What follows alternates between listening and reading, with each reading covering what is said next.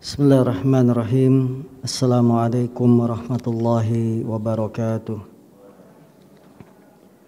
Innal hamdalillah nahmaduhu wa nasta'inuhu wa nastaghfiruh. Wa na'udzu billahi min shururi anfusina wa min sayyiati a'malina. May yahdihillahu fala mudilla lahu wa may yudlil fala hadiya lahu. Asyhadu an la ilaha illallah wahdahu la syarika lahu wa asyhadu anna Muhammadan abduhu wa rasuluhu la nabiyya ba'dah. Qala Allah tabaraka wa ta'ala ya ayyuhalladzina amanu taqullaha haqqa tuqatih wa la tamutunna illa wa antum muslimun. Wa qala aidha ya ayyuhan nasu taqu rabbakumul ladzi khalaqakum min nafsin wahidah wa khalaqa minha zawjaha wa batha minhuma rijalan katsiran wa nisaa'a wattaqullaha alladzi tasaaluna bihi wal arham innallaha kana 'alaikum raqiba. Fa inna asdaqal hadis kitabullah wa khairal hadi hadi Muhammadin sallallahu alaihi wasallam wa syarrul umuri muhdatsatuha fa inna kulla muhdatsatin bid'ah wa kulla bid'atin dhalalah wa kulla dhalalatin finnar. Alhamdulillah, ukhti muslimah yang dimuliakan Allah Subhanahu wa taala. Pagi hari ini kita kembali dipertemukan dalam kajian kita yang sudah sekian lama kita lakukan secara online, dan hari ini Allah memberikan nikmat pada kita untuk bisa melaksanakan kajian secara offline, datang langsung ke majelis ilmu, yang ini merupakan adalah kesempatan besar bagi kita untuk melangkahkan kaki kita ke rumah-rumah Allah. Semoga berangkatnya kita ke masjid rumah Allah bernilai pahala di sisi Allah Subhanahu wa taala. Tidak ada yang kita inginkan kecuali kebaikan. Tidak ada yang kita inginkan kecuali kita paham tentang agama ini dengan baik dan benar. Karena sumber kerusakan, sumber permasalahan adalah tidak memahami agama dengan baik dan benar. Apalagi wanita muslimah. Wanita muslimah harus berpegang dengan ilmu agama secara baik. Bila wanita tidak memiliki bekal ilmu, dia akan mudah sekali terombang-ambing, dibawa oleh subhat-subhat yang memang akhir zaman ini sangat banyak kerancuan-kerancuan. Wanita muslimah itu bila tidak punya ilmu, dia akan cepat ikut-ikutan. Sebagai contoh nyata, Nabi kita mengabarkan ketika muncul Dajjal di akhir zaman, siapa pengikut yang paling banyak? Adalah wanita. Karena Dajjal itu punya kehebatan-kehebatan sehingga menarik hati para kaum wanita. Dajjal bisa menampakkan kehebatan yang wanita sangat cepat sekali dengan perasaannya ya untuk mengikuti. Itu pun nyata di akhir zaman ini, ketika ada sesuatu yang baru muncul hebat, maka kaum wanita yang pertama paling depan. Karena itulah kita harus berbekal dengan ilmu agama sebagai benteng kita di kehidupan dunia ini. Saudaraku, ukhti muslimah yang dimuliakan Allah, kalau halamannya sama, halaman 49, poin nomor 12. Kita sudah masuk beberapa bentuk penyimpangan dalam ibadah. Bila sebelumnya penulis menyebutkan beberapa penyimpangan dalam masalah akidah dan tauhid, maka selanjutnya penulis mengatakan beberapa bentuk penyimpangan dalam ibadah. Poin nomor 12. Ada beberapa penyimpangan dalam masalah ibadah yang banyak dilakukan oleh wanita muslimah. Di antaranya nomor 12, enggan membayar zakat, tidak mau membayar zakat. Ketahuilah saudariku, ukhti muslimah yang dimuliakan Allah, harta adalah fitnah manusia yang paling besar. Nabi SAW beliau bersabda, inna likulli ummatin fitnatan wa inna fitnata ummati al-mal. Sesungguhnya setiap umat itu ada ujiannya, dan ujian yang paling besar untuk umatku, kata Rasul, adalah ujian dalam masalah harta, masalah kekayaan. Maka ukhti muslimah yang dimuliakan Allah, harta ini adalah titipan Allah Subhanahu wa taala. Dia bisa menjadi ujian bagi kita sehingga membawa pada dosa, atau bahkan dia menjadi sarana menuju kebaikan, membawa kita ke dalam surga. Di antara bentuk penyimpangan yang dilakukan oleh wanita muslimah dalam masalah harta adalah tidak mengeluarkan, tidak membayar zakat. Mereka hanya mengumpulkan dan menghitung-hitungnya. Alladzi jama'a malau wa addadah. Yang mereka hanya mengumpulkan kemudian menghitung-hitung. Harta ini karena titipan Allah, pemberian dari Allah, maka karena ini barang titipan, kita menyalurkan apa yang wajib kita keluarkan. Di antaranya adalah zakat. Namanya juga titipan. Tidak seenaknya bisa kita pakai begitu saja. Sebagaimana ibu-ibu kalau dititipkan barang, maka tidak bisa dipakai seenaknya. Barang titipan. Begitupun dengan kekayaan, titipan Allah. Ketika Allah mengatakan wa atuz zakah, tunaikanlah zakat, maka bayarkan zakat tersebut. Allah Subhanahu wa taala berfirman mengingatkan orang-orang yang tidak membayar zakat mereka, menyimpan emas dan perak mereka. Allah berfirman, walladzina yaknizuna adh-dhahaba wal fiddah wala yunfikunaha fi sabilillah fabashshirhum bi'adzabin alim. Dan orang-orang yang menyimpan emas dan perak kemudian tidak menzakatinya, tidak membayarkan zakatnya di jalan Allah, fabashshirhum bi'adzabin alim, maka berilah kabar gembira kepada mereka dengan azab yang pedih. Saudariku, para ibu yang dimuliakan Allah, kita punya emas, kita punya perak, bukan hanya untuk disimpan, bukan hanya untuk dipakai, diinvestasi, tidak, tapi keluarkanlah zakatnya. Satu ketika Ibunda Aisyah memakai gelang emas, kemudian ditanya oleh Rasul, atu ad-dina zakataha, apakah kamu sudah membayarkan zakat perhiasan ini? Kemudian Ibunda Aisyah menjawab, belum. Kemudian kata Rasul SAW, cukuplah bagimu bagiannya neraka. Ini peringatan bagi kita para ibu yang punya emas, yang punya perak, keluarkan zakatnya, termasuk dalam hal perhiasan. Ya, tidak kita hanya pakai saja, tidak hanya disimpan saja, diinvestasikan, tapi dikeluarkan zakatnya, karena ini adalah titipan Allah dan Allah sudah mewajibkan hal itu. Zakat emas, zakat dan perak. Bagaimana kalau saya hanya jualan?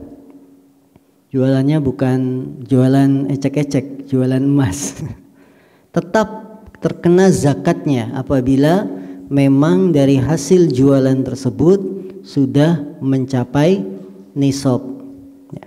Zakat emas nisabnya adalah 85 gram emas.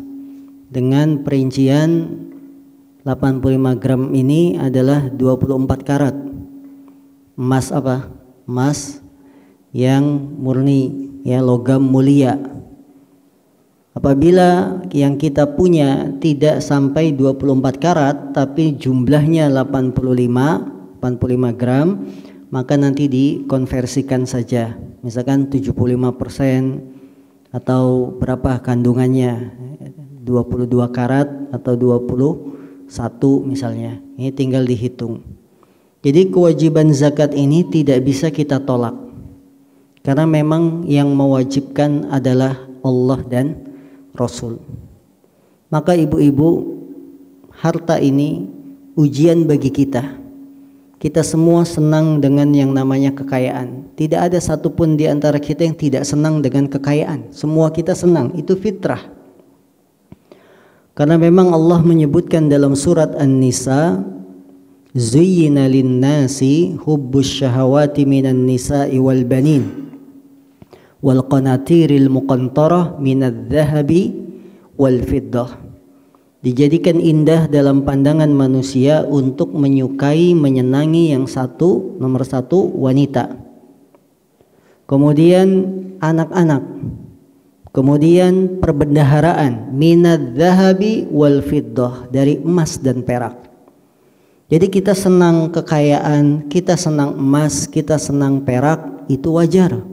Apalagi kaum wanita, ya, wanita itu sangat senang dengan perhiasan, karena memang wanita difitrahkan senang dengan perhiasan. Wajar. Ibu-ibu ingin punya gelang emas, ingin punya kalung emas, ingin punya anting, apalagi ya yang dipakai sebagai perhiasan, kalung dan lain-lain, boleh. Kita senang, wajar. Akan tetapi kesenangan ini harus ditunaikan zakatnya, bukan hanya sekedar kita pakai, mau walimah dipakai perhiasannya, ya, dibawa 85 gram pakai semua, anting 2 5 gram sudah 10, kemudian kalungnya 20 gram berarti sudah 30 gram dibawa ke walimahan, belum lagi yang gelang tangan, cincin 5 kali 2 10, kalau 2 graman sudah 20 ya. Nah ini tidak hanya itu, tapi kita keluarkan zakatnya, karena memang kewajiban yang Allah embankan pada kita. Bukan sekedar kita pamer, bukan sekedar kita menunjukkan bahwa saya orang kaya, tidak. Ya, yang terkadang wanita muslimah ini dilakukan dalam momen-momen ibadah. Misalnya umroh dan haji, banyak yang pamer. Apalagi haji, kita ketemu dari berbagai macam ibu-ibu. Kalau haji itu kan kumpul ya dari berbagai daerah. Yang ini dari ini kelihatan menor, yang ini mentereng perhiasannya. Ya, tidak boleh seperti itu. Wanita muslimah harus mengeluarkan zakat dan tidak boleh menampakkan perhiasan kepada orang, kecuali kepada suaminya dan lain-lain. Maka para ibu yang di rumah punya simpanan emas perak, keluarkan zakatnya. Ancaman berikutnya, setelah Allah memberikan ancaman, berilah kabar gembira kepada orang yang tidak bayar zakat dengan azab yang pedih. Nabi bersabda, Basyiril kanizina bikayyin fi zuhurihim yakhruju min junubihim wa bikayyin min kibali akfaihim yakhruju min jibahihim. Berilah kabar gembira kepada orang yang menumpuk-numpuk hartanya, bahwa mereka akan mendapatkan setrikaan di punggungnya, lalu keluar dari lambungnya, dan setrikaan di tengkuknya, tengkuk ini ya, lalu keluar dari dahinya. Jadi kata Rasulullah, berilah kabar gembira kepada orang-orang yang tidak bayar zakat ini dengan setrikaan panas di punggungnya. Ini ancaman yang sangat keras sekali. Nabi mengatakan berilah kabar gembira, padahal bukan kabar gembira. Apa? Siksa. Kabar gembira itu kan maksudnya yang menyenangkan, tapi ternyata siksa sebagai bentuk penghinaan kepada orang-orang yang menyimpan kekayaannya kemudian tidak membayarkan zakatnya. Terkadang kaum muslimah kita lebih takut dengan aturan dunia. Kita takut kena denda, kalau tidak bayar pajak. Betul? Kita takut terkena apa istilahnya? Kalau pajak itu apa kalau nggak dibayar istilahnya? Kita bahkan cari-cari amnesti gitu kan. Tapi untuk bayar zakat kita betul-betul lupa. Betul-betul tidak perhatian. Tidak dicatat berapa jumlah tabungan yang sudah kita simpan. Padahal harus dicatat karena harus dikeluarkan zakat itu 1 tahun sekali.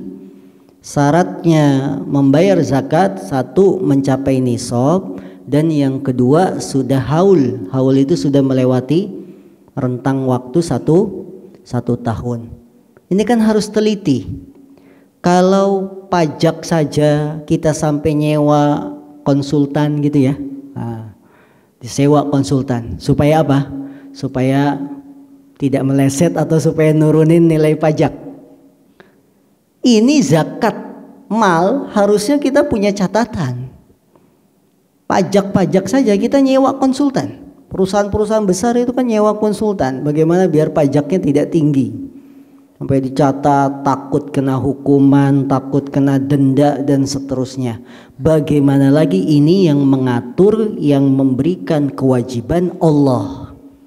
Kalau pajak yang memberi kewajiban negara, tapi ini aturan bayar zakat yang menentukan siapa? Allah dan Rasul. Maka harus lebih utama kita teliti. Ya, harus lebih utama kita teliti. Nah, ancamannya bukan main-main. Berilah kabar kepada mereka, fabasyirhum bi'adzabin alim. Berilah kabar kepada mereka dengan siksa yang pedih. Siksa yang pedih.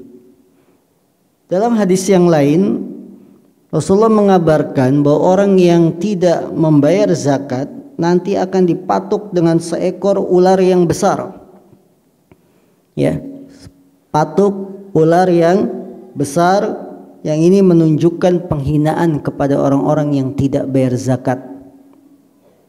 Jadi kesimpulannya para ibu yang dimuliakan Allah Subhanahu wa taala, kekayaan yang kita punya, kesenangan kita terhadap harta suatu yang normal, suatu yang wajar.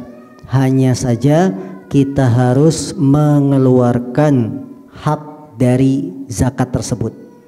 Kenapa tidak boleh ditunda? Kenapa kita tidak boleh tidak bayar zakat?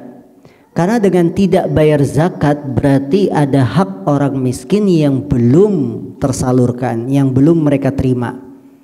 Seharusnya orang miskin mendapatkan zakat dari kita, tetapi kita tidak membayarnya, maka membuat hak orang miskin jadi tertunda. Ya, karena itu yang memiliki harta sudah mencapai nisab dan sudah haul, segera ditunaikan, tidak boleh ditunda-tunda. Maka wahai sekalian para wanita, hendaknya masing-masing kalian menyelamatkan dirinya dengan cara menunaikan hak-hak Allah dalam hartanya. Sampai Rasulullah ketika beliau berkhutbah, ya, ketika beliau berkhutbah saat hari raya, beliau menyempatkan pesan khusus bagi wanita muslimah.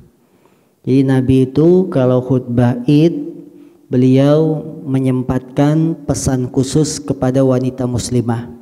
Karena zaman dulu belum ada mic, maka Nabi datang ke sof-sof wanita. Kan sof wanita itu ketika sholat Id mereka di belakang.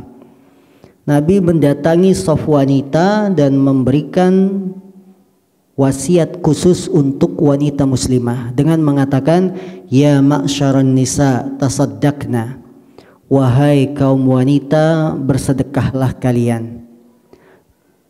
Fa inna kunna aktsaru hatabi jahannam, karena kalian itu adalah penghuni neraka yang paling banyak. Allahu Akbar. Lihatlah bagaimana Rasulullah SAW sampai sempat-sempatnya datang ke sof wanita untuk mengingatkan kaum wanita sedekah, bayar zakat. Karena kalimat sedekah itu kalau digunakan dalam bahasa Quran dan hadis bukan sedekah sunnah. Ya, harap diperhatikan. Kalimat sedekah jika dipakai dalam kalimat Quran atau hadis, maknanya itu bukan sedekah sunnah. Bisa sedekah yang wajib yaitu zakat, dan bisa sedekah yang sunnah infak. Jadi kalimat sedekah digunakan dalam Al-Quran untuk zakat dan juga untuk yang sunnah. Nah, ketika Nabi mengatakan wahai sekalian wanita bersedekahlah, ini mencakup bayar zakat yang wajib juga bayar sedekah yang sunnah. Apa alasannya Nabi mengkhususkan wanita untuk sedekah? Fa inna kunna aktsaru hatobi jahannam. Karena sesungguhnya kalian wahai kaum wanita penghuni neraka yang paling banyak.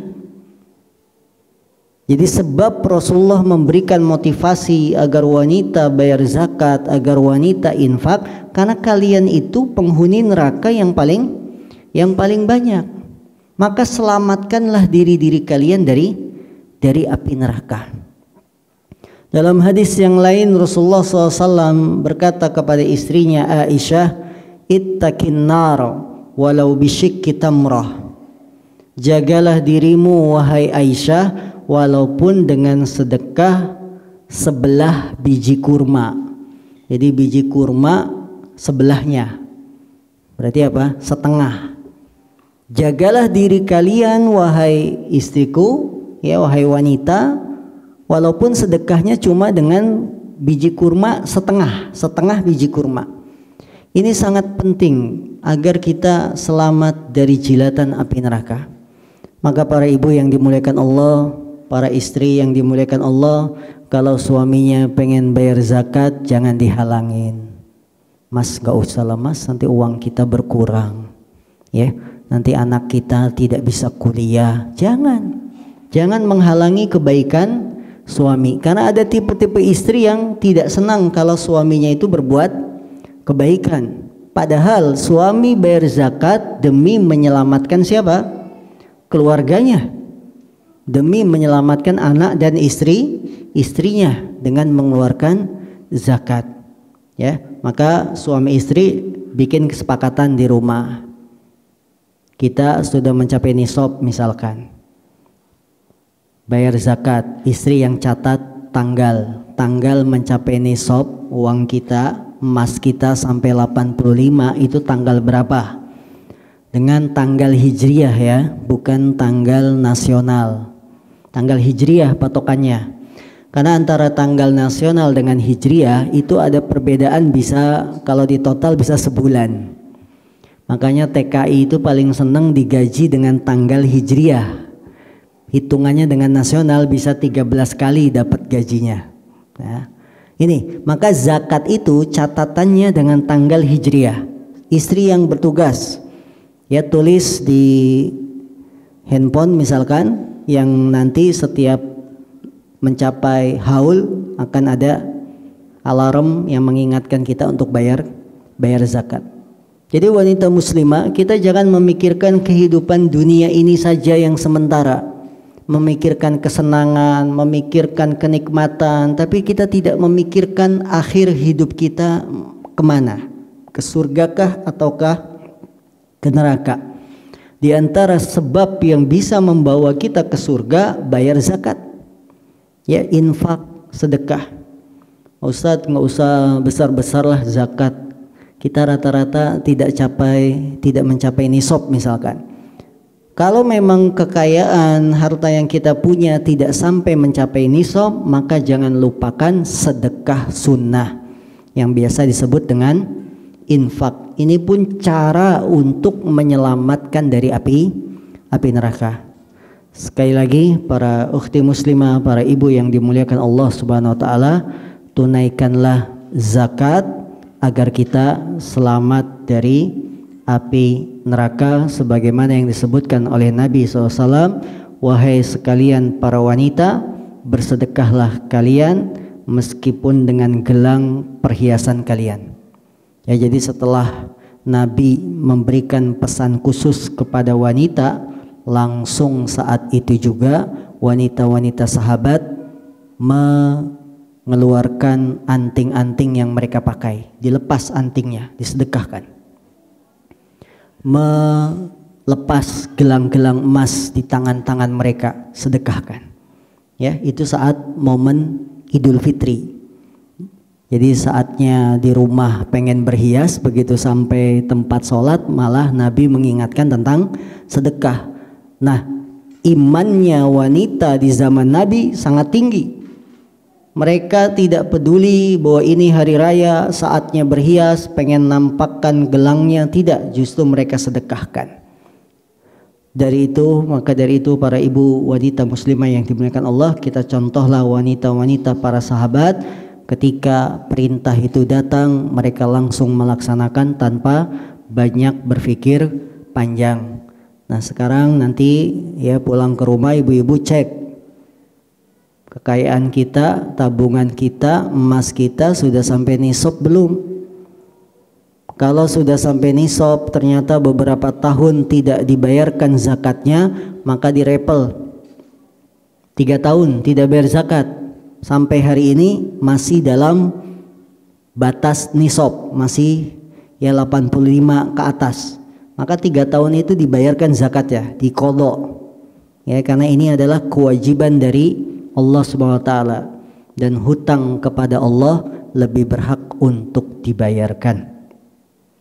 Yang ke-13, termasuk kemungkaran kesalahan yang banyak dilakukan oleh wanita muslimah, tidak segera menunaikan haji meskipun mampu. Tidak segera menunaikan haji meskipun mampu. Berangkat haji ke Baitullah termasuk kewajiban muslim dan muslimah yang sudah mampu. Menunaikan haji adalah rukun Islam yang kelima. Tidak ada yang mengingkari kewajiban ini kecuali orang yang keluar dari Islam. Berangkat haji wajib sekali dalam seumur hidup. Rasulullah SAW selama hidupnya melaksanakan haji hanya 1 kali, yang biasa kita kenal dengan sebutan haji wada, haji perpisahan pertama dan yang terakhir. Berangkat haji kewajiban yang Allah wajibkan.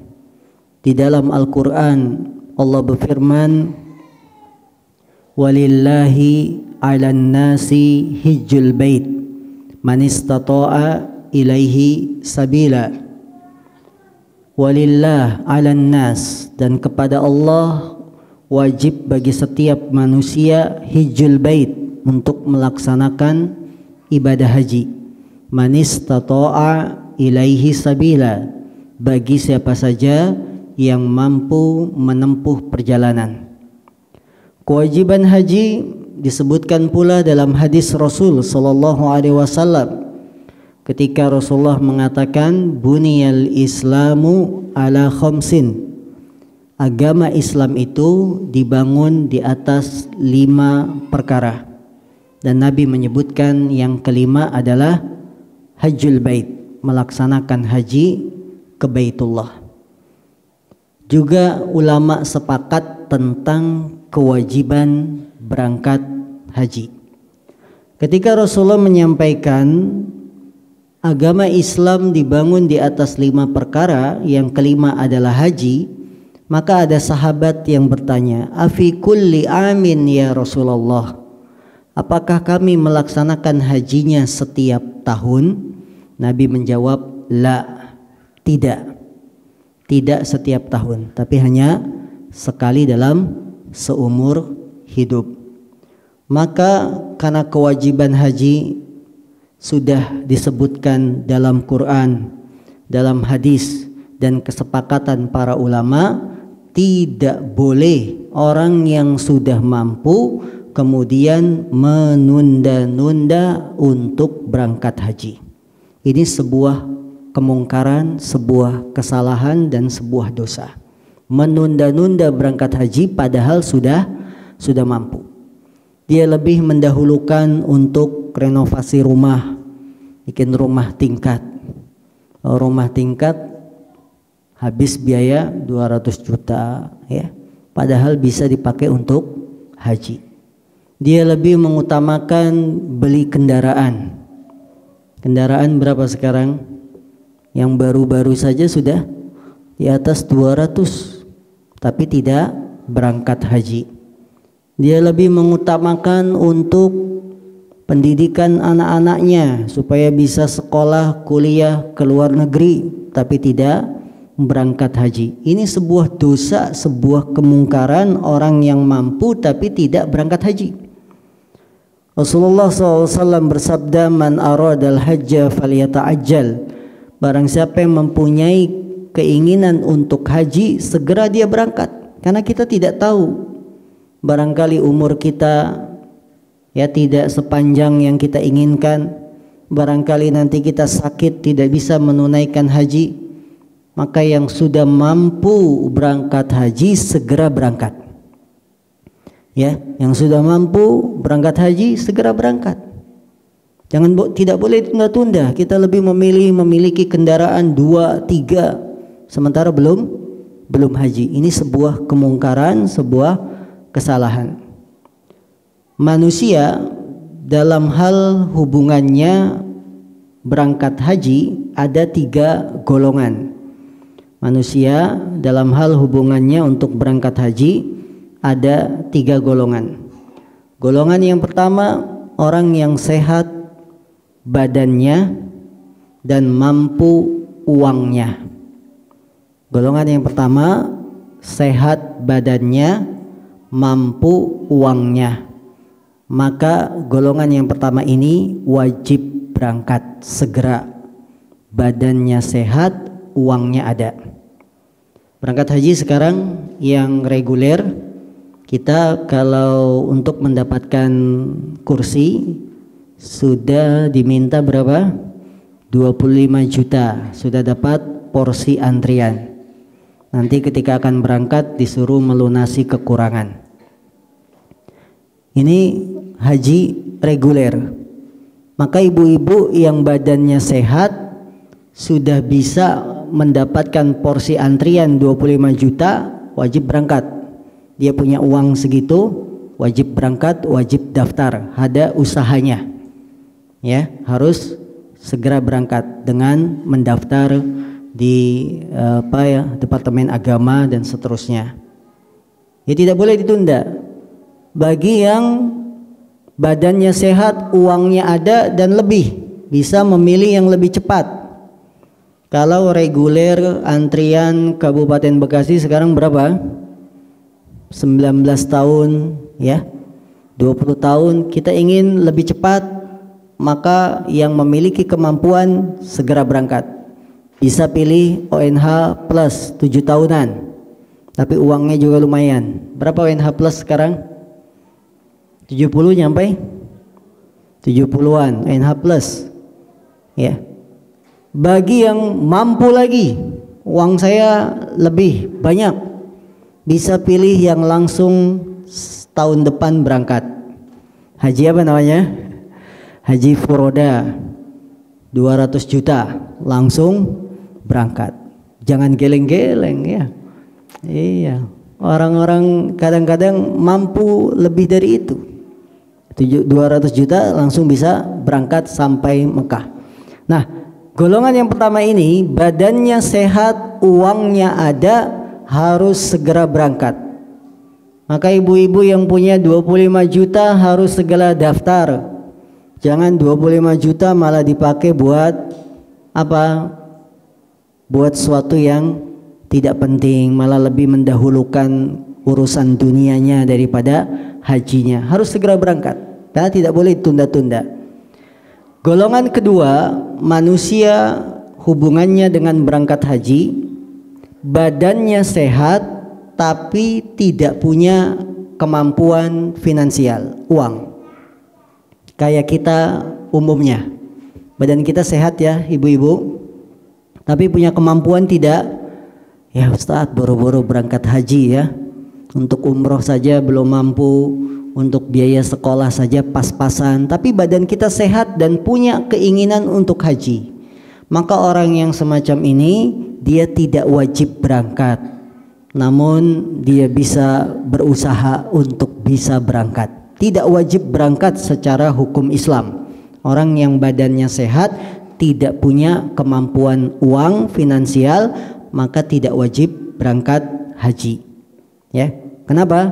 Karena dia tidak memiliki kemampuan, kecuali yang tinggalnya di Mekah, yang tiap hari ngelihat Masjidil Haram. Apabila kita tinggal di Mekah, ke Masjidil Haram hanya cukup naik taksi 2 real, 5 real, kita bisa berangkat haji tanpa mengeluarkan banyak biaya, maka dia wajib berangkat. Dia wajib berangkat. Hanya saja sekarang itu ada aturan adanya izin untuk berangkat haji. Ya, kalau tidak punya izin, ya izin ini kan harus bayar dan biayanya lumayan, 9 jutaan 3.000 realan ya. Nah ini. Nah, kesimpulannya golongan kedua, kalau badannya sehat tapi tidak punya kemampuan finansial, tidak wajib berangkat. Golongan ketiga, hubungannya manusia dengan berangkat haji, orang yang badannya sakit, tidak sehat, tapi punya uang. Badannya sakit, akan tetapi memiliki kemampuan finansial untuk berangkat haji. Orang-orang yang kaya, yang sudah tua, sepuh, dia kena penyakit, belum berangkat haji, maka kewajiban golongan ketiga ini, kewajibannya dia mewakilkan seseorang untuk berangkat haji. Mewakilkan seseorang untuk berangkat haji, karena dia finansialnya ada, mampu. Hanya saja fisiknya dia tidak bisa berangkat karena sakit. Maka golongan ketiga ini mewakilkan orang lain untuk berangkat. Dia pilih seseorang yang sudah pernah berangkat haji, kemudian dia tugaskan, kamu berangkat haji atas nama saya, ini uangnya, silakan berangkat. Jadi golongan ketiga, badannya sakit tapi punya uang, wajib mewakilkan kepada orang lain yang sudah berangkat haji untuk haji atas nama dirinya. Ya, misalkan dia panggil siapa, atau dia hubungi travel, sehingga travel mencarikan mahasiswa-mahasiswa di Mekah untuk menghajikannya, karena dia punya uang. Ya, dia punya uang. Inilah 3 golongan manusia hubungannya dengan berangkat haji. Ada yang sehat badannya dan punya uang, wajib berangkat. Yang sehat badannya, tidak mampu uangnya, maka tidak wajib berangkat. Yang sakit badannya tapi mampu uangnya, maka wajib mewakilkan hajinya kepada orang lain. Sekarang tinggal kita lihat saya masuk golongan yang mana. Ibu-ibu rata-rata masuk golongan keberapa, Bu? Ke-1, ke-2, apa ke-3? Jangan-jangan ke-3. Badannya sakit, karena kalau naik pesawat muntah, mabuk, yaitu masuk golongan ke-3. Sakit tapi uangnya ada, ya. Baik, golongan kedua misalkan, ya. Akan tetapi jangan bersedih hati ketika kita masuk golongan kedua, yang badan sehat tapi tidak punya kemampuan. Berdoalah kepada Allah, berusahalah ya, sehingga Allah memudahkan langkah kaki kita untuk bisa datang ke tanah suci. Saudariku, ukhti muslimah yang dimuliakan Allah Subhanahu wa taala, dalam sebuah riwayat disebutkan, fa innahu qad yamradul marid wa tadillud dhalah wa ta'ridul hajah. Sesungguhnya seorang yang tidak segera berangkat haji, boleh jadi dia akan sakit, boleh jadi dia akan tersesat, boleh jadi dia disibukkan dengan kepentingan-kepentingan yang lain. Maka saudariku, ukhti muslimah yang dimuliakan Allah Subhanahu wa taala, kalau kita ya benar-benar niat untuk bisa berangkat haji, maka Allah akan memudahkan. Maka Allah akan memudahkan. Yang menjadi masalah adalah ketika kita sudah mampu tapi tidak mau berangkat haji. Ya. Dengan demikian, para ibu yang di rumahnya punya mobil 200 juta, 300 juta belum haji, jual sekarang. Jual mobilnya, daftar ONH, daftar Furoda. Mumpung sekarang mulai dibuka ya, informasi Mekah sudah mulai dibuka. Ya. Bisa jadi kita berangkat besok setelah Ramadan. Apabila ibu-ibu punya uang, segera berangkat, jangan ditunda-tunda. Rumah kita bagus, kalau ditaksir nilainya bisa 500 juta, bisa 1 M. Ini mampu. Tapi kenapa haji yang biayanya tidak sebesar itu kita tidak berangkat? Ini berarti kesadarannya yang kurang. Kesadarannya yang kurang. Kita lebih mendahulukan urusan-urusan dunia, namun kita lupa dengan urusan akhirat. Bapak Ibu yang dimuliakan Allah Subhanahu wa taala, apa keutamaannya kalau kita menunaikan ibadah haji? Rasulullah bersabda, "Al-hajjul mabrur laisa lahu jazaa'un illal jannah." Haji mabrur itu tidak ada balasannya kecuali surga. Dan saya yakin semua ibu-ibu ingin bisa berangkat haji. Hanya saja kadang-kadang kita meremehkan, lebih senang dengan kenikmatan dunia, urusan dunia, ya, lebih senang make up rumahnya didandanin habis 200 juta, tapi haji nggak berangkat-berangkat. Ini kan masalah. Ya.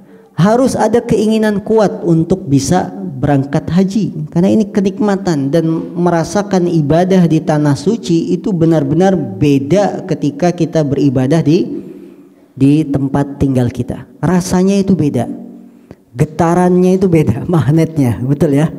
Yang pernah ke tanah suci itu getarannya beda untuk beribadah di sana. Ya. Lihat orang tua kita dulu. Orang tua kita dulu modalnya apa untuk berangkat haji? Dia tanam sawah, dia nabung, bahkan dia jual tanahnya untuk bisa berangkat haji, jual sawahnya untuk bisa berangkat haji.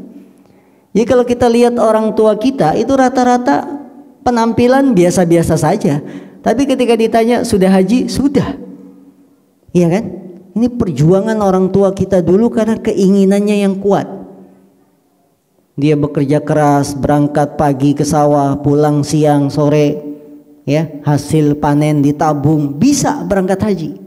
Kita yang kelihatannya penampilannya keren, bajunya bagus, perhiasannya banyak, tapi belum berangkat haji, kalah dengan generasi orang-orang tua kita di zaman dahulu. Ya. Maka saudara-saudariku yang dimuliakan Allah, sekali lagi kita harus mengutamakan urusan akhirat, urusan agama. Wal akhiratu khairul laka minal ula. Dan akhirat itu lebih baik bagimu dari yang pertama, dunia. Wal akhiratu khairu wa abqa. Dan akhirat itu lebih baik dan lebih kekal. Naam. Yang ke-14, kemungkaran wanita dalam masalah ibadah. Yang ke-14, seorang wanita berpuasa sunnah tanpa seizin suaminya, padahal sang suami ada di sisinya. Kewajiban seorang wanita ketika suaminya berada di sisinya adalah meminta izin jika mau melaksanakan puasa sunnah, karena sang suami mempunyai hak atas dirinya. Ibu-ibu yang dimuliakan Allah, puasa sunnah berarti hukum puasa ini adalah sunnah. Sementara kita melayani suami, menemani suami, hukumnya adalah wajib. Ketika ada dua ibadah yang sama-sama baik, Ada dua ibadah sama-sama baik. Akan tetapi antara dua ibadah ini ada yang lebih besar pahalanya, maka didahulukan yang lebih besar pahalanya. Berpuasa Senin Kamis baik, pahala. Tapi menunaikan hak suami baik, pahala, dia lebih besar, maka didahulukan untuk menunaikan hak-hak suami daripada ibadah yang sunnah. Dalam kaidah fikih disebutkan, idza tazahama adadul masalih yuqaddamul a'la minal masalih. Apabila beberapa kebaikan berkumpul, tabrakan, maka didahulukan yang paling besar pahalanya, yang paling besar kebaikannya. Kita ingin puasa sunnah, kita ingin puasa Daud, akan tetapi ada suami di rumah. Tentu memenuhi hak suami lebih besar, lebih didahulukan. Karena wanita ketika sudah menikah, suaminya lah yang lebih berhak dia perhatikan. Ya, wanita kalau sudah menikah, dia harus memperhatikan suaminya lebih besar daripada yang lain, termasuk puasa sunnah. Nabi SAW beliau bersabda, janganlah seorang wanita melakukan puasa sedangkan suaminya berada di sisinya, kecuali mendapat izin dari suaminya. Ukhti muslimah, para ibu yang dimuliakan Allah Subhanahu wa taala, hak-hak suami lebih berhak untuk kita penuhi. Bahkan Rasulullah SAW menjadikan pintu surga bagi wanita muslimah adalah dengan memenuhi hak-hak suami. Rasulullah bersabda, "Idza shallatil mar'atu khamsaha wa shamat syahraha wa ata'at ba'laha wa hafizat farjaha qila laha udkhulil jannah min ayyi abwabil jannati syi'ti." Apabila wanita salat 5 waktu, kemudian puasa Ramadan, dan dia mentaati suaminya, juga menjaga kemaluannya, kehormatannya, maka wanita tersebut akan dikatakan, masuklah ke dalam surga dari pintu mana saja yang kamu kehendaki. Ini menunjukkan para ibu bahwa ketaatan kita kepada suami lebih besar daripada ibadah-ibadah sunnah. Ya, ibadah-ibadah sunnah kalau bertabrakan dengan ibadah yang wajib, maka dia lebih diutamakan. Di antaranya adalah memenuhi hak-hak suami, sampai dijadikan oleh Rasul sebagai pintu surganya kaum wanita. Dalam hadis yang lain, ketika ada seorang wanita yang mengadu kepada Rasulullah, "Wahai Rasulullah, suami saya begini dan begitu." Maka Rasulullah mengatakan, "Unzuri aina ma kunti minhu." Lihatlah di mana posisimu terhadap suamimu. Fa innahu jannatuki wa naruki. Karena suamimu itu adalah surga dan nerakamu. Ini jelas-jelas bagi seorang istri harus lebih mendahulukan hak-hak suami daripada ibadah sunnah. Kalau ibadah sunnah saja tidak boleh kita lakukan ketika suami tidak memberi izin karena alasan bakti sama suami lebih besar, apalagi bukan ibadah sunnah. Ada suami di rumah, ibu-ibu malah izin kemana? Keluar ngerujak. Ada suami di rumah, ibu-ibu malah minta izin ya sama suaminya hanya untuk apa? Jalan-jalan ketemu teman-temannya. Ini tentu tidak lebih utama daripada ibadah sunnah. Tentu lebih berhak suami kita penuhi hak-haknya. Jadi kalau puasa Senin Kamis saja tidak boleh ketika ada suami kecuali dengan izin, apalagi bukan ibadah sunnah yang hukumnya hanya mubah. Ya, hanya ingin kumpul makan bersama dengan tetangga, padahal ada suami di rumah, dia baru pulang shift 3 pagi, capek, dia penuhi hak-hak suaminya. Ya, Ini saudariku wanita muslimah yang dimuliakan Allah, bahwa suami kita harus lebih kita penuhi kewajibannya daripada ibadah yang sunnah. Dengan demikian, kalau kita berpegang dengan aturan yang dibuat oleh Nabi kita, perjalanan kehidupan rumah tangga kita akan baik. Salah satu masalah rumah tangga yang paling banyak karena tidak saling menjaga hak-hak suami istri. Suaminya tidak memberikan hak-hak kepada istrinya, istrinya juga tidak menjaga hak-hak kepada suaminya, akhirnya terjadi pertengkaran. Ini pentingnya ilmu dalam mengarungi bahtera rumah tangga. Ya, pentingnya ilmu dalam mengarungi bahtera rumah tangga. Di antaranya seperti ini. Rasulullah melarang wanita puasa sunnah padahal ada suaminya di rumah, yang suaminya mungkin butuh untuk pelayanan istrinya dan seterusnya. Baik, lanjut pertanyaan. Satu lagi ya, masalah toharoh, poin ke-15. Nanti setelah itu baru kita buka tanya jawab. Meremehkan dalam urusan toharoh. Salah satu perkara yang sering dikerjakan oleh wanita muslimah dan itu kesalahan, meremehkan dalam urusan toharoh, bersuci. Acuh tak acuh, ya, tidak peduli dengan masalah bersuci. Di antaranya misalkan apa? Dalam masalah buang air kecil, tidak memperhatikan cipratan air kecil, ya, kencing.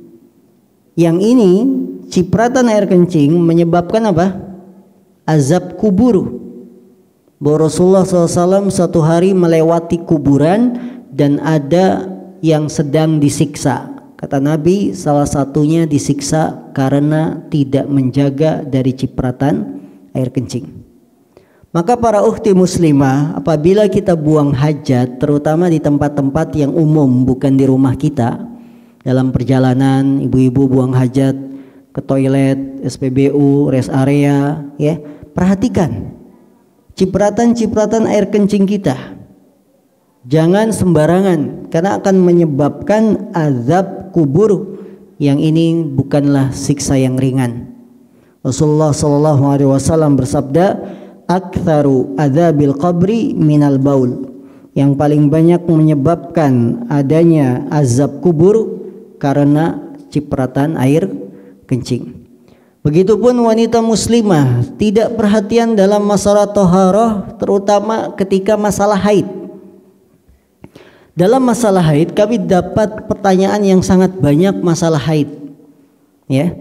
Masalah haid ini memang kalau dibilang gampang tidak gampang, kalau dibilang sulit juga tidak terlalu sulit kalau kita paham kaidahnya. Imam Ahmad memahami masalah haid itu sampai 9 tahun baru beliau bisa memahami haid dengan baik. Nah, ibu-ibu ini kan rata-rata kan sudah melewati 9 tahun ya. Haidnya umur berapa ibu-ibu? Kalau 12 tambah 9 kan sudah 21 ya. Sudah lewat 9 tahun, harusnya sudah paham masalah haid. Apa yang paling banyak masalah haid? Satu, tidak mengenali darah haid bahwa itu haid. Sehingga ketika flek coklat-coklat di awal kedatangan haid tidak dianggap sebagai haid, padahal itu sudah haid.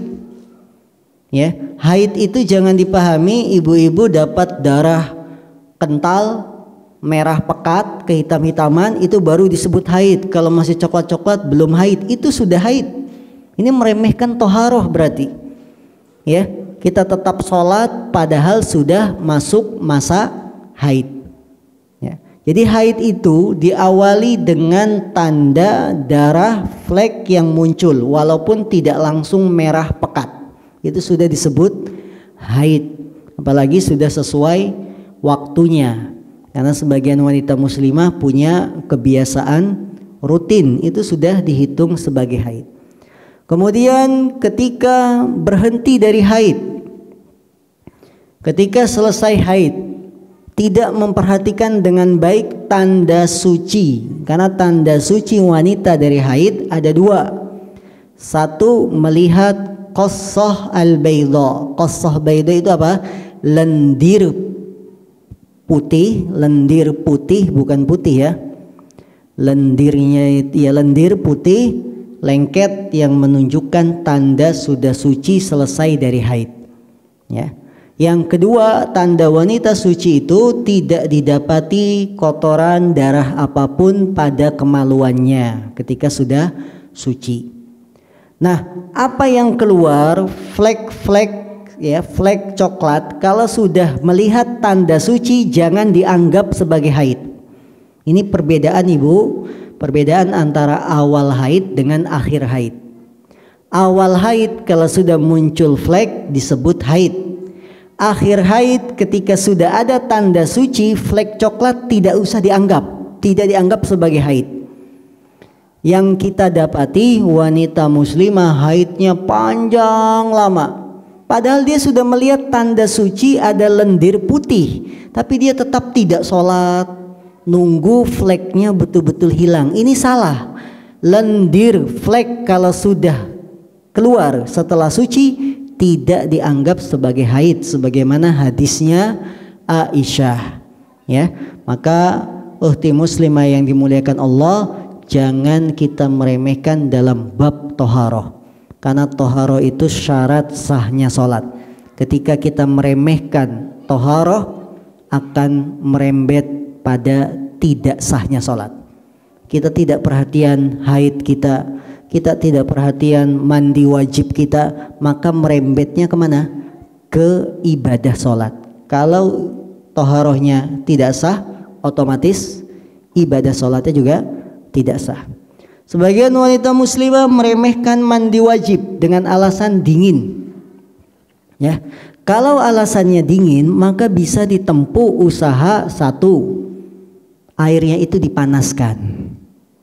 Kalau di Saudi Arabia itu setiap kamar mandi pasti ada 2 keran, biru dan merah.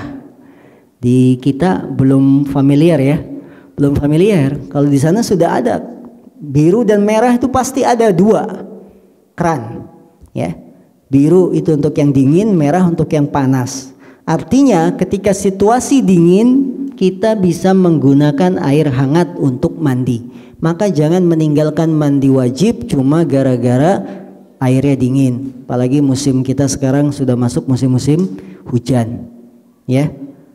Ada sebagian wanita muslimah tidak mandi wajib ya, karena alasannya apa? Malas dan seterusnya. Tidak boleh. Bila dingin bisa dihangatkan airnya.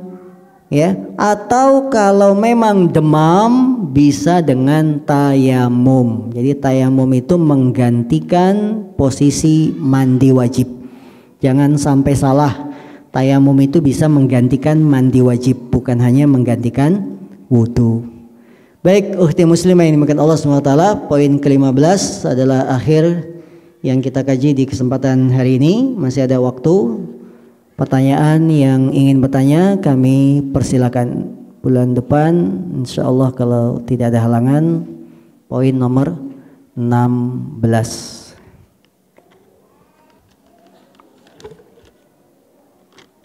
Bismillah. Ustadz, bagaimana menghadapi orang tua, terutama ibu, yang suka menceritakan keburukan anaknya kepada orang lain? Kadang saya merasa malu.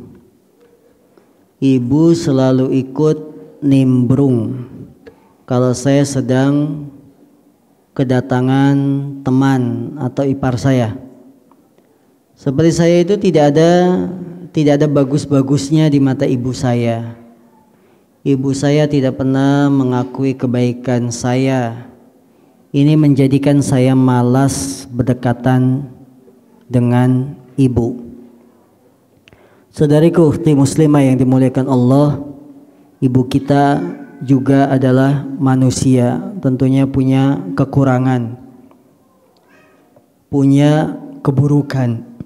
Di antara kekurangan ibu kita misalkan selalu menceritakan aib anaknya di depan orang lain. Tentu ini sebuah kesalahan, karena biasanya ibu itu kan harusnya sayang kepada anaknya, tapi ibu kita malah menceritakan kekurangan kita kepada orang lain, terutama ketika kita kedatangan teman dan lain-lain.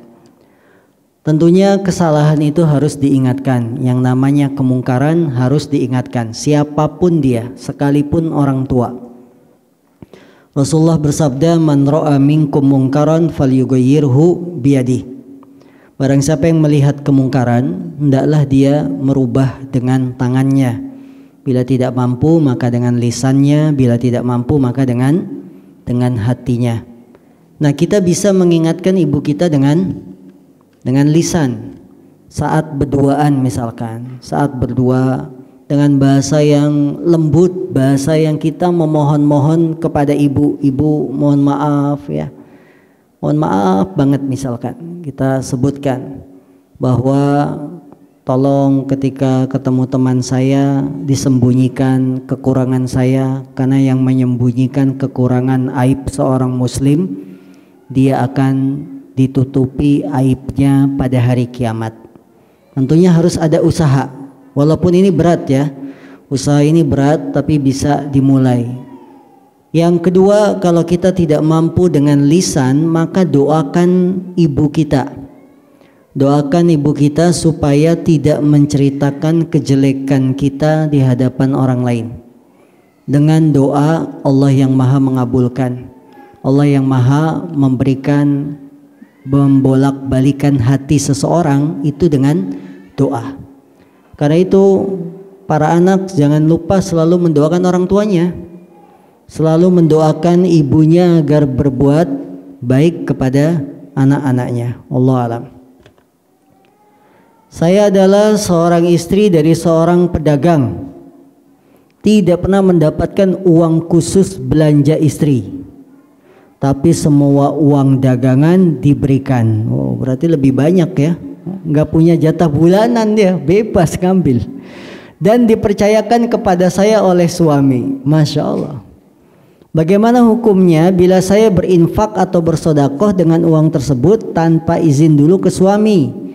Karena saya tahu suami juga jarang bersodakoh. Baik, berarti di sini istri dari seorang pedagang, ibu tidak ikut dagang ya, suami yang dagang. Dan semua uang dagangan diberikan kepada istrinya, dipercayakan. Ini berarti uangnya tetap uang suami. Uang suami milik suami, uang istri milik istri. Nah, boleh tidak kita berinfak dengan uang tersebut? Satu, mintalah izin secara umum, bukan izin setiap sedekah, tapi izinnya di awal secara umum. Mas, boleh tidak kalau kadang-kadang saya sedekah dengan uang hasil dagangan ini? Izinnya sekali saja di awal. Kalau suami bilang boleh, maka ibu boleh bersedekah dan tidak harus izin setiap ingin berinfak. Baik, nominalnya berapa? Bikin kesepakatan dengan suami. Bikin kesepakatan. Berapa nominalnya? Ya, kalau suami bilang antara 100.000 sampai 500.000 tidak usah izin. Nah, misalkan begitu. Tapi di atas 500.000 izin setiap ingin sedekah. Itu kita jalani amanahnya. Suami bilang 100 sampai 500 tidak usah izin. Ya sudah. Ketika setiap kita sedekah 200.000 tanpa izin suami, halal. Karena sudah ada izin secara umum. Jadi alangkah baiknya ibu musyawarah bikin kesepakatan dengan suami supaya kita bisa tenang dalam sedekah. Karena kalau tidak ada kesepakatan, barangkali suami nanti menyalahkan kita gara-gara uang dagangannya habis dipakai sedekah kemana? Palestina berapa? 200 juta. Wah, ini kan berarti membuat suami marah. Nah, jadi bikin kesepakatan. Ustaz, jika keuangan pas, apa maksudnya pas? Penilaian akhir semester. Jika keuangan pas, daftar haji saat ini menunggu sampai 20 tahun bahkan lebih. mana yang didahulukan, daftar haji atau berangkat umroh? Uangnya pas-pasan, ya. Haji nunggu 20 tahun. Tapi kalau dipakai uang yang pas-pasan ini untuk berangkat umroh bisa. Yang didahulukan mana? Haji dulu atau berangkat umroh dulu. Ibu-ibu yang dimuliakan Allah Subhanahu wa taala, kita ketahui bahwa haji hukumnya adalah wajib, rukun Islam. Adapun umroh, dia adalah ibadah yang kewajibannya masih diperselisihkan. Sebagian ulama mengatakan umroh itu sunnah, sebagian ulama lain mengatakan umroh itu wajib. Jadi kewajibannya diperselisihkan. Adapun haji, ini kewajibannya tidak ada perselisihan. Semua sepakat haji itu wajib. Nah, ketika kewajiban itu sudah datang, kita sudah mampu untuk daftar haji, maka laksanakan. Karena kewajiban itu sudah datang, minimal daftar. Kalau masa tunggu 20 tahun ini bukan alasan untuk tidak daftar haji. Karena kewajiban kita ini sudah datang, maka kita daftar sebagai pelaksanaan menunaikan kewajiban. Daftar. Ya. Nah, selama masa tunggu ini berdoalah kepada Allah, semoga kita diberikan kemudahan bisa berangkat umroh. Barangkali ada rizki yang tidak disangka-sangka datang, alhamdulillah. Jadi minimal kita ada usaha untuk menunaikan kewajiban walaupun baru sekedar daftar haji belum berangkat. Ya, na'am. Wallahu a'lam.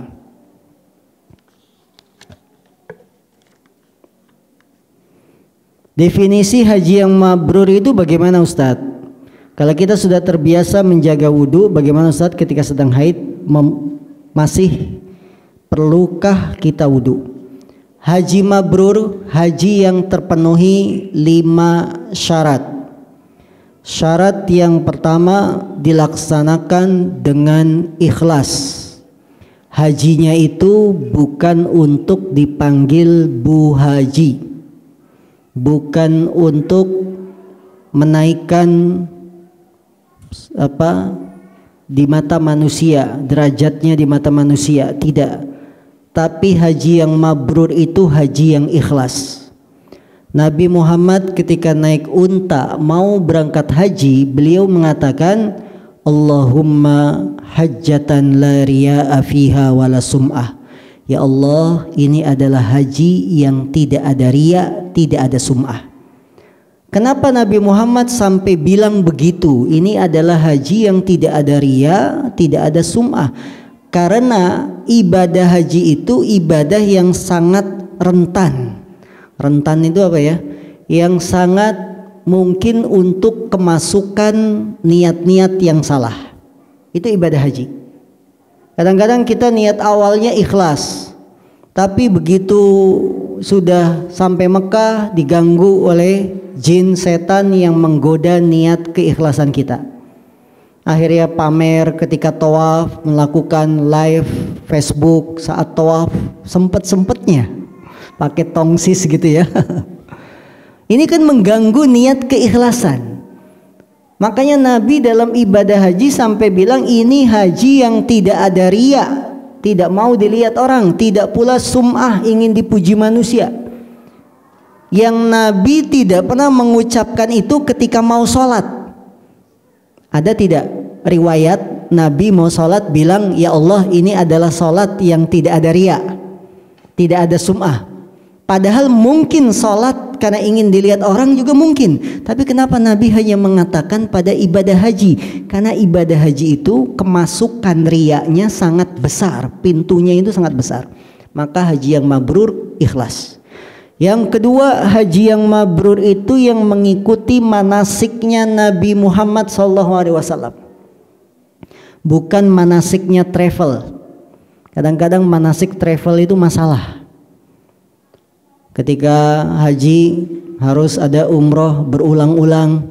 Ketika haji, ya, wanita harus pakai sarung tangan yang tangannya dibolongin.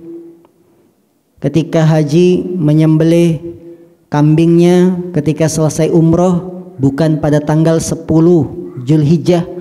Jadi manasik haji yang kita ikuti manasik hajinya Rasulullah, bukan manasik hajinya travel. Ya, karena Rasulullah bersabda, "Khudhu anni manasikakum." Ambillah dariku tata cara haji dariku. Yang ketiga, haji yang mabrur adalah haji yang dari bekal yang halal. Uang yang kita pakai untuk haji dari yang halal, bukan yang haram. Bukan hadiah dari bank, bukan uang riba, tapi betul-betul halal. Karena Rasulullah bersabda, "Innallaha thayyibun la yaqbalu illa thayyiba." Sungguhnya Allah itu maha baik dan Allah tidak menerima kecuali dari yang baik-baik. Jadi ibu-ibu yang menabung untuk haji harus pastikan sumbernya ini halal, jangan yang haram. Jangan kecampur uang riba, apalagi dana talangan haji. Gimana mau haji hubungannya dengan dana talangan haji yang di situ jelas-jelas ada tambahan, ada riba. Haji yang mabrur itu yang bersih. Bekal yang dia bawa betul-betul bersih dari yang haram, halal. Ya, ini syarat ketiga haji mabrur. Syarat keempat haji mabrur, banyak melakukan ketaatan selama perjalanan haji, tidak debat, tidak bantah-bantahan. Sebagian jamaah kita berangkat haji di kopernya isi 1 kardus rokok. Betul?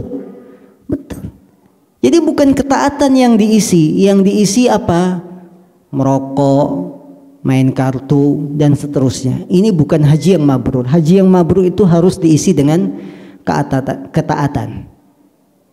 Faman hajjal baita fala rafasa wala fusuqa wala jidala fil hajj. Barang siapa yang melaksanakan ibadah haji, fala rafas, tidak berkata-kata kotor, wala fusuk, tidak berbuat dosa, wala jidal, tidak bantah-bantahan. Ya, karena ibadah haji benar-benar menguji keimanan kita. Lagi tawaf, kaki diinjek, sakit, jangan marah. Ini haji, harus sabar. Lagi haji ngantri kamar mandi, kita sudah lama ngantri, tiba-tiba ada orang yang masuk, menyalip, menyelinap, ya, tidak bantah-bantahan. Ini perlu, memang perjuangan ibadah haji itu banyak ujian cobaannya. Ini sangat kelihatan dalam pelaksanaan ibadah haji, menguji ketaatan keimanan kita di sana.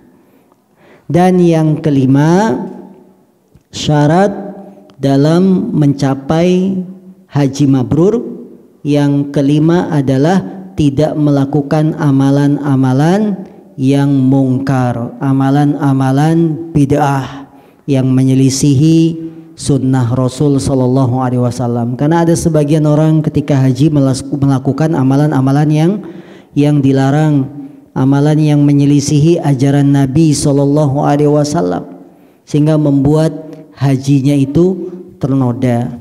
Ya, misalkan ketika lempar jumroh, dia mampu lempar jumroh tapi malah tidak melempar jumroh, membayar kambing. Ya, jadi tidak melakukan amalan-amalan yang berbau syirik, bid'ah. Sebagian jamaah haji ketika tawaf Ka'bahnya itu dipegang-pegang, diusap-usap, dalam rangka ngapain? Cari berkah. Bahkan kain Ka'bahnya digunting, dibawa pulang. Mau melempar jumroh, batunya itu dicuci. Ya, dari Musdalifah ngumpulin batu, dicuci sampai bersih. Kalau masih ada sisa batu, sisa lemparan jumroh, dibawa pulang ke Indonesia. Bilangnya apa? Ini batu Mekah, padahal itu batu biasa. Batu kerikil dari Mekah, ini hebat, sudah saya cuci. Gak ada, tidak ada seperti ini. Ya, jadi tidak melakukan amalan-amalan yang mungkar, baik itu syirik, bid'ah dan seterusnya. Ini 5 pilar haji mabrur. Kalau kita sudah biasa menjaga wudhu, bagaimana Ustaz ketika sedang haid? Masih perlukah kita berwudhu? Tidak perlu, karena menjaga wudhu ketika haid tidak ada gunanya, tidak menghilangkan hadas besar. Ibu-ibu berwudhu haid, apa manfaatnya? Tidak ada manfaatnya sama sekali, maka tidak usah dijaga wudhunya. Ustadz, ketika kita punya uang untuk usaha, misalnya 900 juta, kadang uangnya kepake, kadang uangnya disimpan di tabungan, bagaimana cara menghitung zakatnya? Apa dihitung dari yang 900 juta itu? Mohon penjelasannya. Baik, ibu punya uang 900 juta, ya, maka catat tanggal kapan punya uang tersebut, tanggal hijriah, catat. Kemudian ini dipakai usaha, sebagiannya dipakai kebutuhan, ada pula yang simpan di tabungan. Maka pada tahun depan dilihat yang disimpan tabungan berapa, kemudian dari hasil usaha itu berapa keuntungan yang kita dapat, ya, berapa keuntungan yang kita dapat dari modalnya juga dimasukkan. Di total kalau masih dalam nisab maka dikeluarkan zakatnya, ya. Jadi dihitung, kecuali kepake kebutuhan, anak sekolah, sakit, ini tidak dianggap.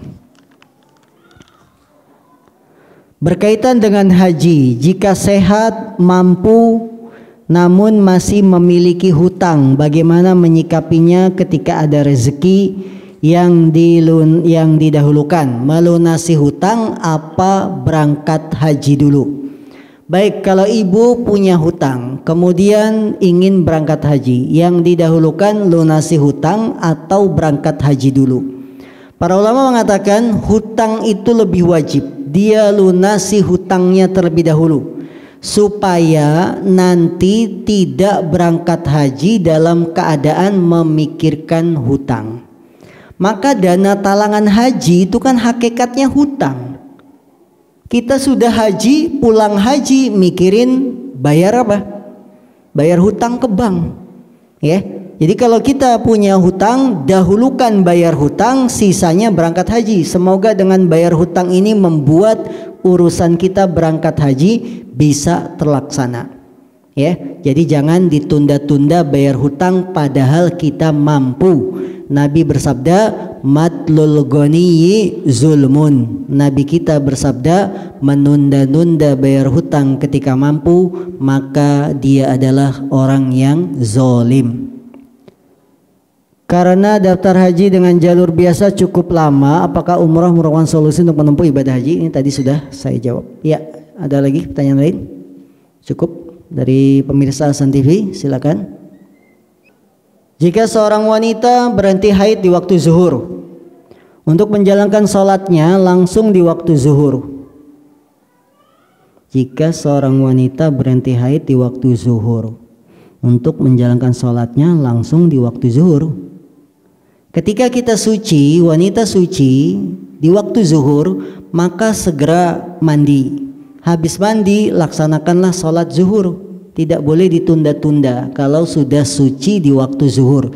Jangan sampai masuk waktu asar kemudian kita belum sholat karena belum mandi suci dari haid. Jadi segera laksanakan sholat zuhur yang masih dalam waktunya.